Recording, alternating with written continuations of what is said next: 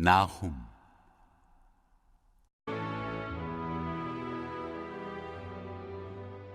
허장성세를 부리는 자들이 일으키는 소동에 시선을 빼앗기게 되면 무대 중앙에서 지금 진행되고 있는 일을 보지 못할 위험이 있습니다. 하나님께서 일하시는 방식에는 특징이 있습니다. 그분은 대개 조용히 일하시고 기도를 통해 일하십니다.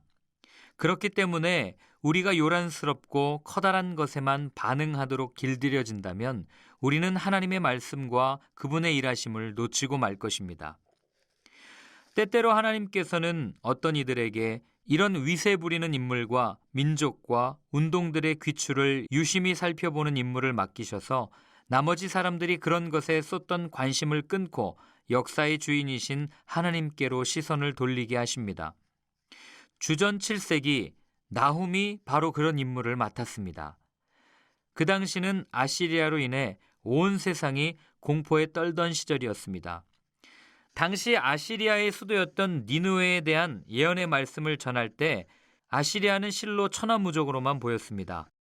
아시리아 없는 세상은 상상을 할 수도 없었습니다. 그런 상황을 통해 한껏 부풀려진 아시리아의 실체를 드러내고 니느웨의 소란을 정리해 줌으로써 이스라엘로 하여금 아시리아의 위세가 실은 허세에 지나지 않는다는 사실을 하나님은 나훔을 통해 보게 해 주셨습니다.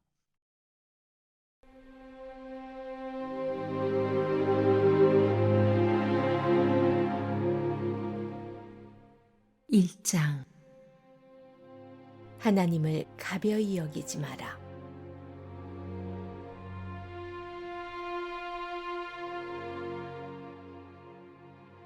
엘고스 사람 나훔이 니느웨에 대해 하나님께서 보여주신 것을 기록한 보고서다. 하나님을 가벼이 여기지 마라. 그분은 너희가 만만히 대할 수 있는 분이 아니시다. 그분은 원수들에게 보복하신다. 맹렬한 노를 바라시며 적들에 맞서 일어나신다. 하나님은 버럭 화를 내시는 분이 아니시다. 강한 분이지만 오래 참으신다. 그러나 누구든 그분 앞에서 얼렁뚱땅 넘어갈 수 없다. 누구든 대가를 치르고야 만다. 토네이도와 허리케인은 그분의 발자취고 폭풍 구름들은 그분께서 발을 터실 때에 이는 먼지다. 그분께서 바다의 고함을 치시면 바다가 마른다. 강들이 말라버린다. 바산과 갈멜의 산들이 떨고 레바논의 과수원들이 오그라든다. 산들이 뿌리째 흔들리고 언덕들이 녹아 개펄이 된다. 하나님이 두려워 땅이 몸을 떤다. 온 세상이 겁에 질린다. 이 불길 같은 진노에 대항할 자 누구랴? 이 맹렬한 경도를 견딜 자 누구랴? 그분의 진노는 용암처럼 쏟아지고 그분의 경노는 돌을 바스러뜨린다. 하나님은 선하시다. 힘겨울 때 피난처가 되어주신다. 도움을 구하는 자 누구든 딱한 사정에 처한 자 모두를 기꺼이 맞아주신다. 그러나 사람들이 도피처로 삼는 곳은 모조리 쓸어버리신다. 누구도 하나님을 피해 도망칠 수 없다. 하나님을 거슬러 꾀를 쓰느라 왜 시간을 낭비하느냐? 그런 계략은 무엇이든 끝장나고 만다. 말썽을 피우는 자들 두 번 다시 기회는 없다. 기름을 흠뻑 먹인 마른 장작 더미처럼 활활 타서 재가 될 것이다. 하나님께 맞서려는 악한 음모들이 니느웨의 개미떼처럼 바글거린다. 유혹과 배신, 온갖 거짓말을 지어내는 원산지다. 이에 대해 하나님께서 하시는 말씀을 들어라. 너 지금 세상 꼭대기에 있다만 곧 바닥으로 고꾸라져 모든 박수와 갈채를 잃어버릴 것이다. 유다야, 지금까지 내가 너를 괴롭게 했지만 이제부터는 달라질 것이다. 네 목에서 멍에를 끌어주고 그것을 쪼개어 불태워버릴 것이다.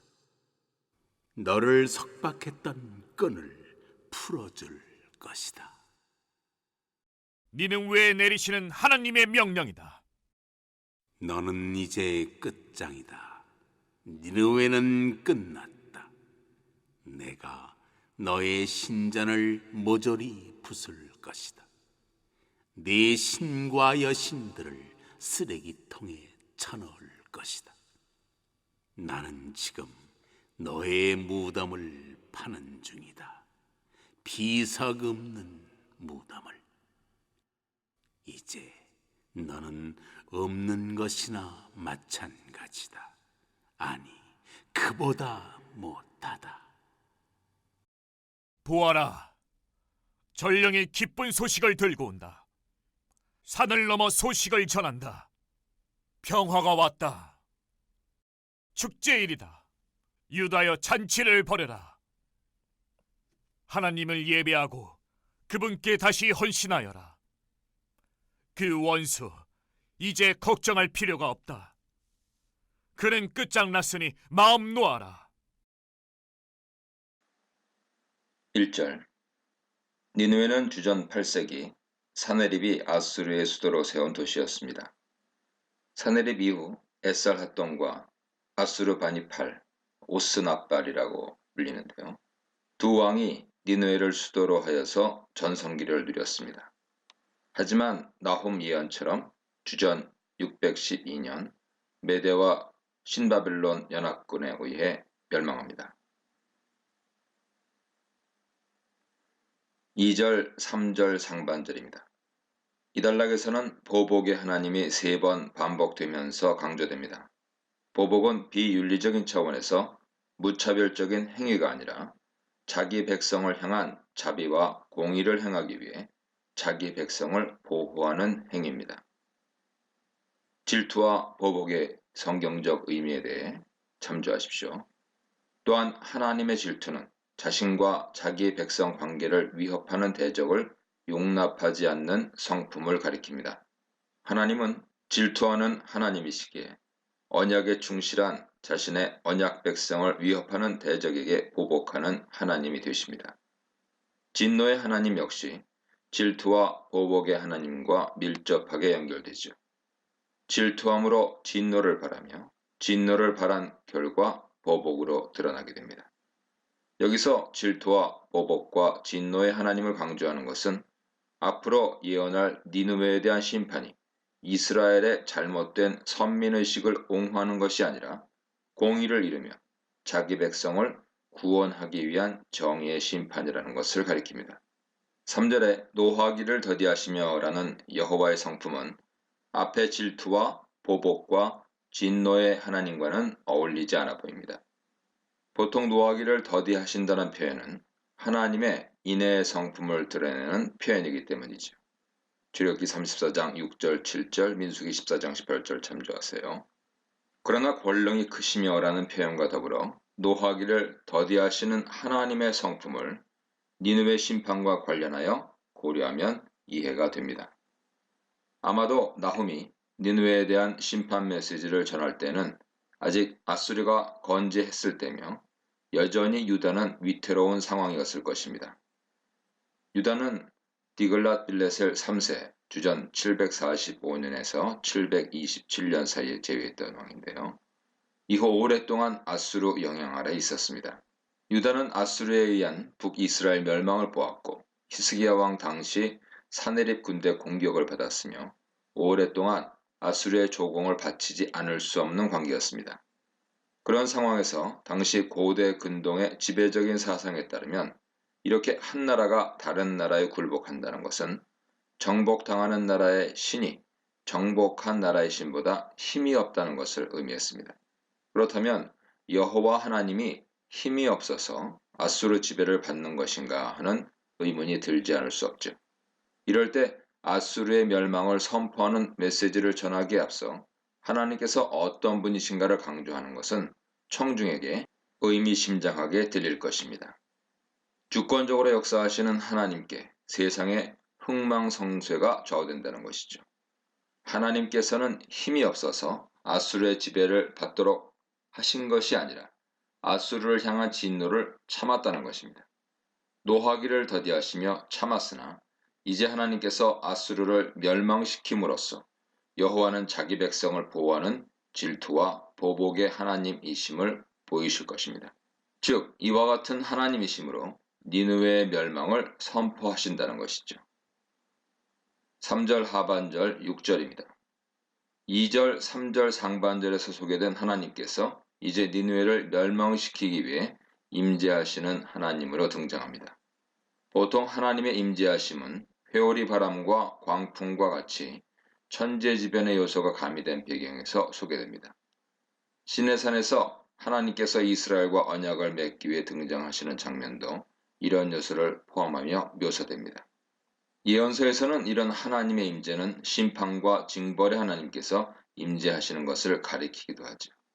보통 여호와께서 임재하실 여호와의 날은 하나님께 신실한 자들에게는 회복과 복의 날이 되고 언약을 파기한 자들이나 대적에게는 심판과 저주의 날이 됩니다.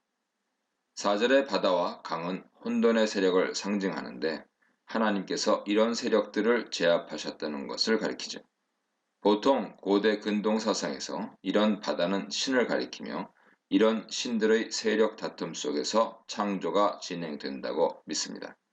하지만 여기서는 이런 존재를 인정한다기보다는 당시 세계관을 활용한 것일 뿐이며 하나님은 그 위에 뛰어난 존재라는 사실을 강조하는 것이죠. 4절의 바산과 갈멜과 레바논은 각각 비옥한 지역을 대변합니다. 특히 레바논의 백향목은 레바논 풍요를 상징하는 것으로 자주 등장합니다. 물이 부족하여 건조한 가나안 기후를 고려할 때 이 지역들은 풍요와 힘을 상징하는 지역이 되죠. 그러나 하나님께서 이들을 쇠하게 하고 시들게 한다는 것은 풍요롭고 강성했던 니느웨에 대한 심판을 암시합니다. 5절에 산들이 진동하는 곳과 같은 천재지변 역시 4절 상반절 묘사와 더불어서 하나님의 임재를 묘사하는 데 자주 나오는 요소입니다. 이처럼 하나님께서 임재하실 때 세상의 풍요와 힘은 쇠하고 시들 수밖에 없으며 6절에서 묘사된 대로 하나님의 진노를 감당할 그 누구도 없게 됩니다.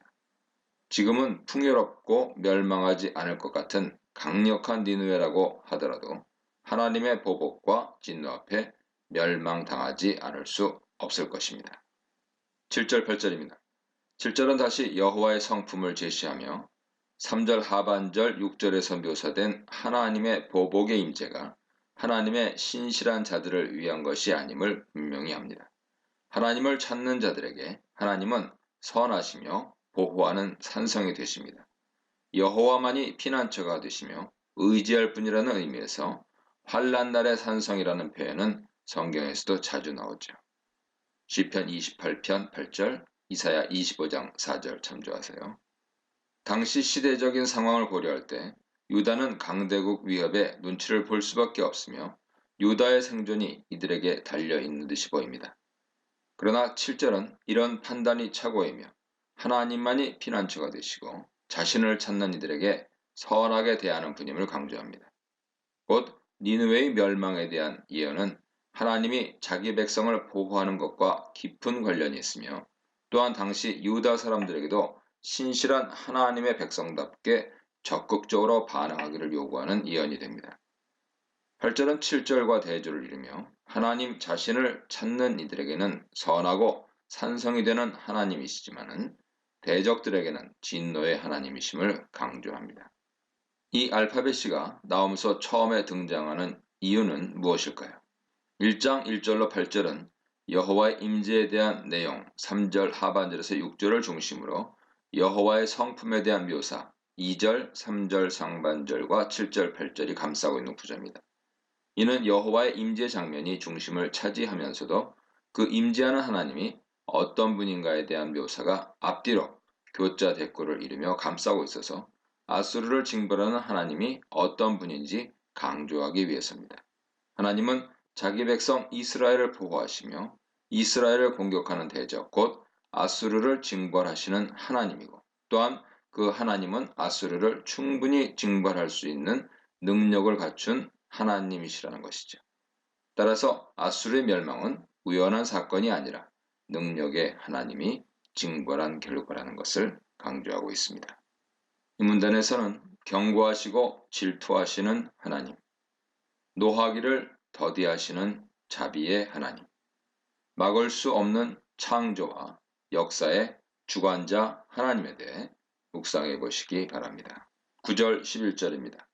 9절에 너희는 유다 사람들을 가리키며 너희는 왜 여호와께 대하여 의심하느냐라고 번역할 수 있습니다. 이것은 유다 사람들에게 니느웨에 대한 심판 선포에 대해 왜 의심하는지를 질타하는 표현이죠. 이렇게 볼 경우 9절은 니느웨에 대한 심판을 선포하는 말씀이기도 하면서 동시에 유다를 향한 권고 메시지가 됩니다. 여호와에 대한 확신 가운데 여호와께 반응하기를 원한다는 것이죠. 이는 다음 단락인 12, 15절에서 본격적으로 니느웨의 심판 선포의 메시지를 유다에 대한 구원과 관련시키는 데서도 알 수 있습니다. 유다는 왜 하나님에 대해 의심했습니까? 아마도 유다는 오랫동안 아수르에게 지배를 당한 상황에서 당시 고대 근동을 지배했던 나라들의 힘이 각 나라가 섬기는 신들의 힘과 비례한다는 사상에 영향을 받아서 하나님의 힘에 대해 의심했을 것입니다. 그러면서 지금도 건재한 니느웨에 대한 멸망 선포가 쉽게 받아들이기 어려운 메시지가 되었을 것입니다. 9절에 온전히 멸한다는 표현의 대상은 니느웨입니다. 9절에 재난이 다시 일어나지 아니하리라 라는 표현은 아수르에게서 다시 재난을 당하지 않을 것이라는 의미죠. 아수르로 말미암아 북이스라엘이 망했고 히스기야 당시에는 사네립의 침공을 당하여 조공을 바치기까지 했는데 재난은 이런 역사적 사실을 가리킬 것입니다. 따라서 아수르로 말미암아 재난을 당하지 않을 것이라는 말은 희망의 메시지가 되죠. 10절에서는 9절에 온전히 멸하시리니를 다시 부연 설명하면서 재난이 다시 일어나지 않을 근거를 들고 있습니다. 즉 앞으로 니느웨가 공격당할 때의 상태를 묘사하고 10절 하반절에 마른 지푸라기 같이 모두 탈 것이오늘이라는 표현은 완전히 멸망하게 될 상태를 가리킵니다. 가시덤불같이 엉클어졌고 해서 엉클어졌다는 것은 니느웨가 당할 재난의 혼란스러움을 가리키거나 재기불능 상태를 가리켜서 니느웨가 공격을 당하면서도 대응하지 못하는 상태를 가리킬 것입니다. 술을 마신 것 같이 취한이라는 표현 역시 비슷하게 공격당할 때 제대로 대응하지 못할 상태를 가리키죠. 이 두 가지 표현은 따라서 니느웨가 공격을 받을 때 제대로 대응하지 못하는 상태가 되어서 철저하게 멸망할 것을 의미합니다. 또한 마른 지푸라기 가치는 완전히 마른 지푸라기 가치로 번역하는 것이 바람직한데 완전히 마른 지푸라기는 불에 잘 타는 상태가 되죠. 이는 니느웨가 빠른 속도로 멸망하는 것을 가리킵니다. 11절은 니느웨 사람들이 심판받는 이유를 제시합니다. 그 이유는 여호와에 대항하여 악을 도모하고 사악한 것을 권하는 사람이 니느웨 사람들 가운데 있기 때문이죠. 누가 여호와께 대항하여 악을 도모하고 사악한 것을 권했습니까? 역사적 사건으로 특정하기는 어렵지만 여러 학자들이 제시하는 대로 아수르 왕 가운데 사네립을 가리킬 가능성이 높습니다. 사네립을 대변하는 랍사게는 예루살렘을 위협하는 심리전으로 하나님을 비방한 일이 있었습니다. 열왕기하 18장 33절 이하 보세요. 아수르 왕에게서 구원할 신이 예루살렘에 없다고 했습니다. 물론 이는 당시 고대 근동 사상을 반영합니다. 한 나라가 다른 나라에 정복당한다는 것은 그 정복당한 나라 신이 힘이 없기 때문이라는 사상이죠. 이 사건이 본문 정황과 잘 들어맞기는 하지만 하나님께서 아수르를 심판하는 원인이 이 사건 때문이라고만 한정하기는 어렵습니다. 이 사건은 아수르가 여호와에 대해 보이는 대표적인 사건이 될 수 있습니다. 너, 원문상으로는 너희가 아니고 너라고 하는 2인칭 여성 단수입니다. 너는 문맥상 3장 18절에 아수르 왕일 가능성이 있지만 여기서는 의도적으로 그 대상을 구체적으로 표현하지 않았을 수 있습니다. 성경에서는 대상을 구체화하지 않음으로써 적용 대상이나 적용 시기를 확대하려는 경우가 있습니다. 곧 하나님께 대항하여 악을 도모하는 모든 자에게 멸망을 선포하려 하며 여기에는 유다 사람들도 예외는 아닐 것입니다. 1차적으로는 니느웨 사람들을 향한 심판의 메시지지만 또한 니느웨와 동일한 악을 행하는 유다 사람들에게도 권고의 메시지가 될 수 있을 것입니다. 12, 15절입니다.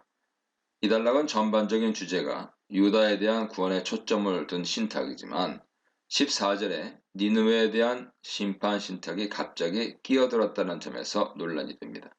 그러나 다음에 이어질 2장 1절로 4절 단락에서도 니느웨 멸망을 선포하는 신탁이면서도 2절에서 이스라엘의 회복에 대한 신탁이 끼어 들어간 형태가 나옵니다. 아마도 선지자 나홈은 2장 1절로 4절에서는 니느웨의 멸망을 유다의 회복과 대조하여 부각시키려고 의도했듯이 1장 12, 15절에서는 유다 구원을 니느웨 심판과 대조하여 부각시키려고 의도했을 것입니다.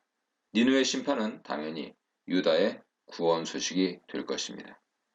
12절에서는 여호와께서 이같이 말씀하시기를 이라는 여호와께서 친히 말씀하신 메시지를 전하는 공식을 사용해서 이어질 메시지가 여호와의 직접적인 말씀임을 강조하면서 1인칭으로 말씀하고 있습니다. 이는 니느웨 멸망에 대한 메시지가 단순히 선지자 나홈의 말이 아니라 여호와의 말씀이라는 것을 강조하여 유다 사람들에게 확신을 줄 뿐만 아니라 여호와께 신실하게 반응할 것을 강력하게 촉구하려는 의도일 것입니다. 12절에 니느웨 멸망에 대한 약속이 전해지는 배경을 이해할 필요가 있습니다. 그들이 비록 강하고 많을지라도 라는 표현 역시 니느웨의 현재 상황이 멸망과는 거리가 멀다는 것을 보여줍니다. 니느웨가 아직 건재한 상황에서, 즉 니느웨의 멸망은 상상도 할 수 없는 상황에서 이 예언의 말씀은 여호와를 신뢰하지 않고서는 받아들일 수 없는 메시지가 된다는 것을 명심할 필요가 있습니다.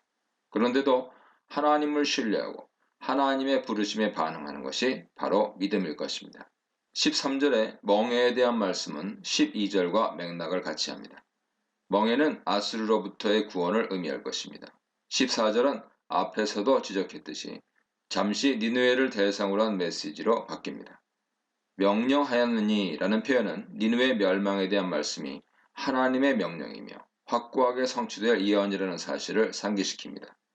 내 이름이 다시는 전파되지 않을 것이라 하는 것은 아수르 왕의 대가 끊어지는 것을 가리키죠. 그리고 네 무덤과 왕 자신들까지 포함합니다. 아수르의 멸망뿐만 아니라 왕들의 완전한 소멸까지 의도했습니다. 또한 소멸 대상은 아수르 신들에게까지 확대됩니다.